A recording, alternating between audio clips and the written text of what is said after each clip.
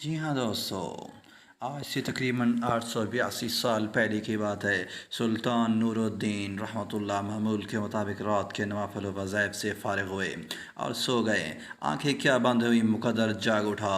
جانے کائنات حضور پاک صلی اللہ علیہ وآلہ وسلم خواب میں تشریف لائے اور نیلی آنکھوں والے دو آدمی دکھا کر فرمایا، مجھے ان سے بچاؤ۔ آپ گھبرا کر اٹھے، وضو کیا، نافل ادا کیے اور پھر سو گئے۔ 3 بار ایسا ہی ہوا۔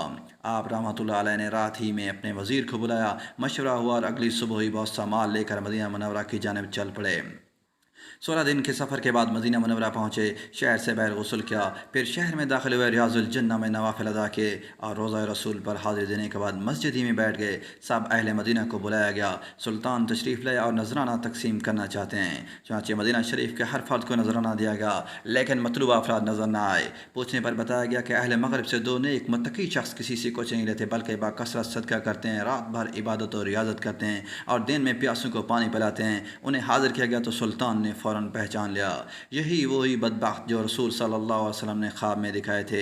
ان سے مدینہ منورہ میں آنے کا سبب پوچھا گیا تو بولے کہ ہم تو بس رسول صلی اللہ علیہ وسلم کے پڑوس میں رہنے آئے ہیں۔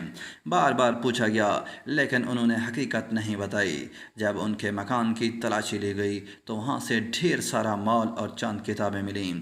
سلطان پریشانی کے عالم میں ٹہلنے لگا، پھر اچانک زمین پر بچھی ہوئی چٹائی کو ہٹا کر دیکھا، سب کی آنکھیں کھلی کی کھلی رہ گئیں کہ چٹائی کے نیچے ایک سرنگ تھی جو روضہ رسول کریم صلی اللہ علیہ وسلم کی طرف جا رہی تھی۔ وہ دونوں بدبخت رات کو سرنگ کھودتے اور مٹی مشکیزوں میں ڈال کر قبرستان میں ڈال آتے۔ جب وہ قبر مبارک کے قریب پہنچ گئے تو آسمان کانپ اٹھا، زمین میں سخت زلزلہ آیا، ایسا لگتا تھا کہ پہاڑ اکھڑ جائیں گے۔ اس سے اگلی صبح ہی سلطان نور الدین زنگی مدینہ منورہ پہنچ گئے۔ ان کا جرم ثابت ہونے کے بعد سلطان نے ان کی گردن اڑانے کا حکم دیا اور روضہ رسول صلی اللہ علیہ وسلم کے گرد پانی کی گہرائی تک زمین کھدوائی اور سیسا پگھلا کر اس میں بھر دیا تاکہ آئندہ کوئی ایسی ناپاک حرکت نہ کر سکے۔